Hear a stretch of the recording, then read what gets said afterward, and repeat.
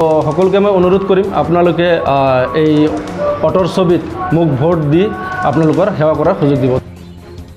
হয়, প্ৰথমে সকলোকে নমস্কাৰ আৰু আপোনালোককো ধন্যবাদ জনাইছোঁ। আপোনালোকৰ বহুমূলীয়া সময় দি আজি মোক সময় দি আছে, তাৰ বাবে বহুত বহুত ধন্যবাদ। প্ৰথমে মই এটা কথাই ক'ম, আজি নাগৰিজুলি সমষ্টিত মই আপোনালোকে জ্ঞাত যে নিৰ্দলীয়ভাৱে প্ৰাৰ্থিত্ব আগবঢ়াইছোঁ বা নিৰ্দলীয় হৈয়ে জিকি ৰাইজৰ সেৱা কৰাৰ মনোকামনা লৈ আগবাঢ়ি আহিছোঁ। তো ইয়াৰ মাজত বহুত কাম কৰিবলগীয়া আছে, আপোনাৰ উন্নয়নৰ ক্ষেত্ৰত হওক বা ৰাস্তা ঘাট আৰু হাতী মানুহৰ সংঘাত প্লাছ আমাৰ কাউলী অঞ্চল এটা বৃহত্তৰ ডাঙৰ এৰিয়া, তাতে এখন ষ্টেডিয়াম বা তেনেকুৱা ধৰণৰ বহুতো আছে। মহিলাসকলৰ বাবে আপোনাৰ মানে কি কয় এইটো মানে আত্মনিৰ্ভৰশীল হ'বৰ বাবে যি স্কিল ডেভেলপমেণ্টৰ যিটো ট্ৰেইনিং চেণ্টাৰ এটাৰ প্ৰয়োজন আছে, যাতে আমাৰ এই অঞ্চলৰ মহিলাসকল মিনিমাম 300 মহিলাসকলে যাতে ইয়াতে কৰ্মসংস্থাপন পায়, তেনেধৰণৰ ইণ্ডাষ্ট্ৰী এটাৰ প্ৰয়োজন আছে। তো মই ভাবোঁ এই সময়ত আমাৰ কৰিবলগীয়া বহুত কাম আছে, যিখিনি কাম আজিলৈকে মই দেখিবলৈ পোৱা নাই। সেইবাবে মই নাগৰিজুলিবাসীৰ ৰাইজৰ সেৱা কৰাৰ উদ্দেশ্যে মই নিৰ্দলীয়ভাৱে প্ৰাৰ্থিত্ব আগবঢ়াই গৈ আছোঁ বৰ্তমানলৈকে। বৰ্তমান নাগৰিজুলি খৰিখতীয়া সমষ্টিৰ কিমান ভোটাৰ্ছ আছে আৰু আপুনি তাৰ মাজত কিমান ভোট লৈ পেলাই সুযোগ ল'বলৈ বিচাৰিছে? ধুনীয়া প্ৰশ্ন সুধিছে। 58,000 প্লাছ বৰ্তমান সময়ত নাগৰিজুলি সমষ্টিত ভোটাৰ্ছ আছে। মই 58,000ৰ ওচৰত যাবলৈ চেষ্টা কৰা নাই, কাৰণ মই নিৰ্দলীয় প্ৰাৰ্থী, আপোনালোকে নিশ্চয় জানে। মই 22,000 ভোটাৰ্ছৰ ওচৰত পাৰিলে দুবাৰকৈ যোৱাৰ চেষ্টা কৰিছোঁ আৰু মই তেওঁলোকৰ ওচৰত ইতিমধ্যে মই 22,000 ভোটাৰ্ছৰ ওচৰত গৈছোঁ আৰু তেওঁলোকৰ লগত মই মত বিনিময় কৰিছোঁ। তো তেওঁলোকে মোক আশ্বাস দিছে, তেওঁলোকে মোক তেওঁলোকৰ সেৱা কৰাৰ কাৰণে সুযোগ দিব বুলি আশ্বাস দিছে আৰু আশা কৰোঁ তেওঁলোকে যদি তেনেধৰণৰ সুযোগ মোক দিয়ে, নিশ্চয় মই তেওঁলোকৰ কাৰণে যিমানখিনি পাৰোঁ সহায় সহযোগ আগবঢ়াই যাম। আপুনি যে জিকাটো নিশ্চিত, জিকি যোৱাৰ পিছত আপোনাৰ এই সমষ্টিৰ বাসীৰ উন্নয়নৰ বাবে কি কাম কৰিবলৈ আপুনি আগবাঢ়িব? এই নাগৰিজুলি সমষ্টিৰ বাবে উন্নয়নৰ ক্ষেত্ৰত মোৰ ফাৰ্ষ্ট ষ্টেপ হ'ব, মই যদি জিকি যাওঁ, ৰাইজে যদি মোক তেওঁলোকৰ সেৱা কৰাৰ কাৰণে সুবিধা দিয়ে, মোৰ প্ৰথম কামটো হ'ব হাতী মানুহৰ সংঘাত। 1 নম্বৰ কাম মোৰ এইটো হ'ব, পাৰিলে মই 5খন স্কিম ৰিজেক্ট কৰি হ'লেও এই প্ৰজেক্টটো আৰম্ভ কৰিম। কি কৰিলে আমি হাতী মানুহৰ সংঘাতটো ৰোধ কৰিব পাৰি, কাৰণ এইটো এটা বহুত ডাঙৰ সমস্যা হৈ পৰিছে নাগৰিজুলি সমষ্টিত। অকল নাগৰিজুলি সমষ্টি বুলিয়ে নহয়, তাৰ লগত দৰঙাজুলি সমষ্টিৰো এই হাতী মানুহৰ সংঘাতৰ প্ৰভাৱ আছে।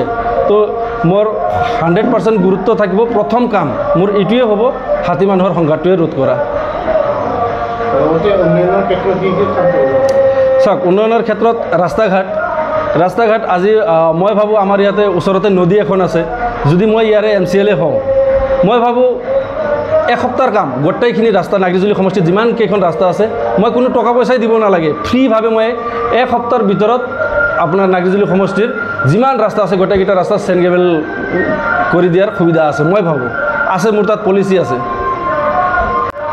হয়, চাওক, মই ভাবোঁ ৰাইজে নিশ্চয় বিচাৰে যে এজন নতুন ফেচ আহক তেওঁলোকক নেতৃত্ব দিবলৈ, আৰু মই চেষ্টা কৰিম তেওঁলোকৰ যিখিনি অভাৱ অভিযোগ আছে, যিকোনো জাতি জনগোষ্ঠীৰ যি অভাৱ আছে, সেই অভাৱসমূহৰ বাবে মই চেষ্টা কৰি যাম যাতে এনি টাইম মানে তেওঁলোকৰ হৈ মাত মাতি যাব পাৰোঁ। আৰু মই ইতিমধ্যে যিহেতু বিভিন্ন মহলত বিভিন্ন জনসাধাৰণৰ লগত উঠা বহা কৰিছোঁ মই অলৰেডি, তো তেখেতসকলৰ যিবিলাক অভাৱ অভিযোগ ইতিমধ্যে মই বুজিবলৈ যত্ন কৰিছোঁ আৰু আশা কৰোঁ তেখেতসকলৰ যিটো অভাৱ অভিযোগ আছে আমি ইচ্ছা কৰিলে সুন্দৰভাৱে সমাধান কৰিব পাৰিম। হয়, চাওক, শিক্ষাৰ ক্ষেত্ৰত ইয়াতে আমাৰ নাগৰিজুলি সমষ্টিত এখন ডিগ্ৰী কলেজ বহুতেই ইম্পৰ্টেণ্ট। স্বাস্থ্যৰ ক্ষেত্ৰত চাওক, আমাৰ যিটো মেডিকেল আছে, মেডিকেলৰ অৱস্থা খুব ভাল নহয়, আৰু আমাৰ যোনটো যাতায়াত ব্যৱস্থা আছে, আজি যদি এজন পেচেণ্ট যদি মেডিকেললৈ আহিব লাগে, তো অহাৰ ক্ষেত্ৰত যাতায়াত ব্যৱস্থা খুব শোচনীয়। তো যাতায়াত ব্যৱস্থাটো কটকটীয়া হ'ব লাগে, আৰু আপোনাৰ মেডিকেলত উপযুক্ত ডক্টৰ যিমানখিনি প্ৰয়োজন হয়, ডক্টৰ, তাৰপিছত নাৰ্ছ আৰু যিসকল ষ্টাফ থাকে মেডিকেল ডিপাৰ্টমেণ্টত সম্পূৰ্ণ মানে পৰিপূৰ্ণভাৱে যাতে হয় সেই বিষয়বস্তুবিলাকৰ ওপৰত মোৰ গুৰুত্ব থাকিব। আৰু আপোনাৰ নাগৰিজুলি সমষ্টিত যিমানকেইটা VCDC আছে মই মোৰ এটা নতুন এটা চেষ্টা থাকিব এই বিষয়ত প্ৰত্যেকটো VCDCত যাতে মই এখনকৈ বাইক এম্বুলেন্স যাতে মই প্ৰদান কৰিব পাৰোঁ এইটো মোৰ গুৰুত্ব থাকিব। ভিতৰৰ অঞ্চলত চাব চেণ্টাৰবিলাক আছে, চাব চেণ্টাৰবিলাকৰ ক্ষেত্ৰত হয় চাওক ধুনীয়া প্ৰশ্ন সুধিছে। ভিতৰুৱা অঞ্চলত যিবিলাক চাব চেণ্টাৰ আছে সেইবিলাক নিয়মিতভাৱে পৰিচালনা হোৱা নাই বৰ্তমান সময়ত। তো মই যদি ধৰক তেনেকুৱা সুবিধা পাওঁ, এই সমষ্টিৰ সেৱা কৰাৰ সুযোগটো পাওঁ, মই 100% এই বিষয়বস্তুসমূহত গুৰুত্ব দিম। আপোনালোকে দেখা পাইছে নাগৰিজুলি সমষ্টিৰ যুৱ সমাজ শিলঢল ভাঙি মোৰ লগত ওলাই আহিছে, আপোনালোকে নিশ্চয় দেখা পাইছে। তো মই আশাবাদী তেখেতসকলে মোক বিচাৰিছে, মই এইটো অনুভৱ কৰিব পাৰিছোঁ।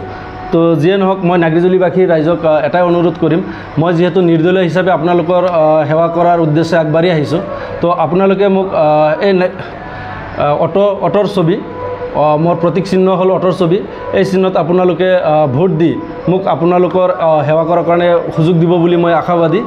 আৰু মই ভাবোঁ যুৱ সমাজ যেতিয়া কাম কৰিব নিশ্চয় সেই কাম বহুত দ্ৰুতগতিত হ'ব। তো সকলোকে মই অনুৰোধ কৰিম আপোনালোকে এই অটোৰ ছবিত মোক ভোট দি আপোনালোকৰ সেৱা কৰাৰ সুযোগ দিব। ধন্যবাদ।